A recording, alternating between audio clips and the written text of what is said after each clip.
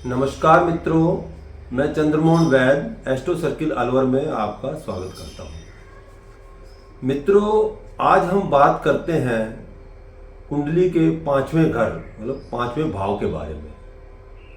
तो आओ अपन जाने कि पांचवें भाव से अपन क्या क्या देख सकते हैं। मित्रों, जन्म कुंडली में पंचम भाव मुख्य रूप से संतान और ज्ञान का भाव होता है। ऋषि पराशर के अनुसार इसे सीखने के भाव के तौर पर भी प्रकट किया गया है। यह भाव किसी भी बात को ग्रहण करने की मानसिकता को दर्शाता है कि कैसे आप आसानी से किसी के बारे में किसी भी विषय के बारे में जान सकते हैं।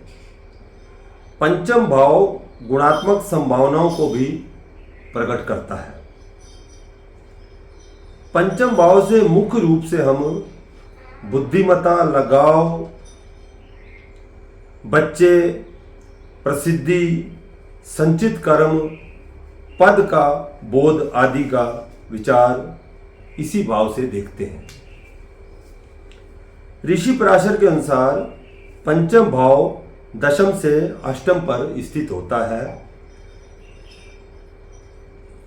और इसलिए पंचम भाव उच्च पद और प्रतिष्ठा में गिरावट को भी दर्शाता है, क्योंकि पंचम से अष्टम के जो रिजल्ट हैं वो नकारात्मक होते हैं। इससे पूर्व जन्म में किए जाने वाले पुण्य कर्मों का पता भी इसी भाव से चलता है। यह भाव प्राणायाम, आध्यात्मिक कार्य, मंत्र तंत्र, इष्ट देवता, शिष्य एवं धार्मिक कार्यक्रमों के लिए आमंत्रण को दर्शाता है। यह भाव मानसिक चेतना के आध्यात्मिक ज्ञान की प्राप्ति को भी प्रकट करता है। काल पुरुष की कुंडली में पंचम भाव की राशि सिंह होती है और सिंह राशि के जो ग्रह है वो सूर्य होता है।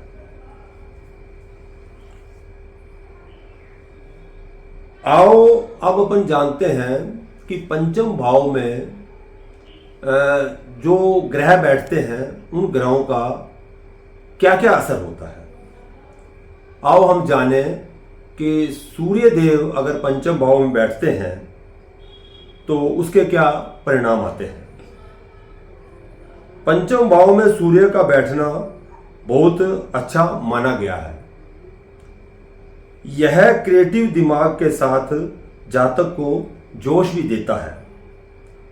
सूर्य व्यक्ति के अंदर अहंकार भी पैदा करता है।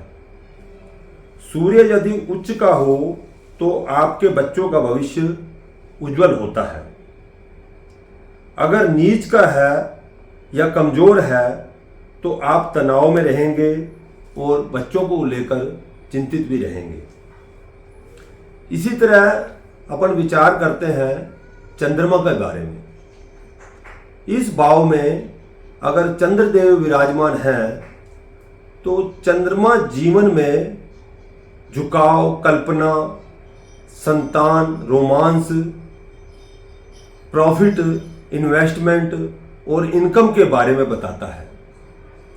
अगर चंद्रमा पीड़ित है तो सभी सकारात्मक प्रभाव कम हो जाते हैं। इसी तरह हम बात करें अगर मंगल देव पंचम भाव में विराजमान है तो उनके क्या फल होंगे। पंचम भाव में अगर मंगल देव बैठे हैं तो जातक में तीव्र इच्छा व एथलेटिक क्षमता बहुत होती है। मंगल की वजह से बच्चों में समस्या हो सकती है। पंचम भाव निवेश से भी जुड़ा है। यहाँ मंगल होने से जातक सट्टे आदि में भी जा सकता है। आओ बात करें बुध देव की। पंचम भाव में बुध के होने की वजह से जातक का दिमाग क्रिएटिव कामों में सबसे ज़्यादा लगता है। पंचम भाव में बुध का होना आपको सुंदरता से ज़्यादा इंटेलिजेंसी की ओर आकर्षित करता है। पंचम भाव में गुरु के बारे में जानते हैं। पंचम भाव में गुरु का होने से जातक एक अच्छा मार्गदर्शक व अच्छा शिक्षक भी बन सकता है। पंचम भाव में गुरु होने से वह व्यक्ति भाग्य, निवेश और कैरियर के लिए भी फायदेमंद होता है। आओ विचार करते हैं शुक्रदेव के बारे में।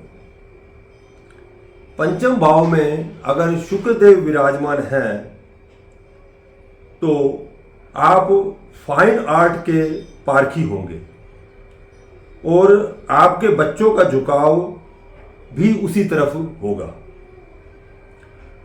आपको ऐसे पार्टनर की चाहत होती है जो सदैव आपके साथ रहे। आओ विचार करते हैं शनिदेव के बारे में। पंचम भाव में शनिदेव विराजमान होने से जातक को जीवन में प्यार और प्रशंसा की कमी अनुभव होती है। आपके रिलेशनशिप में अधिकतर गंभीरता ही होगी। इसी तरह हम बात करते हैं राहुदेव के बारे में। पांचवें भाव में अगर राहुदेव विराजमान हैं तो जातक विशेषाधिकार प्राप्त करने वाले पदों की तरफ तीव्र गति से जाने की इच्छा रखता है।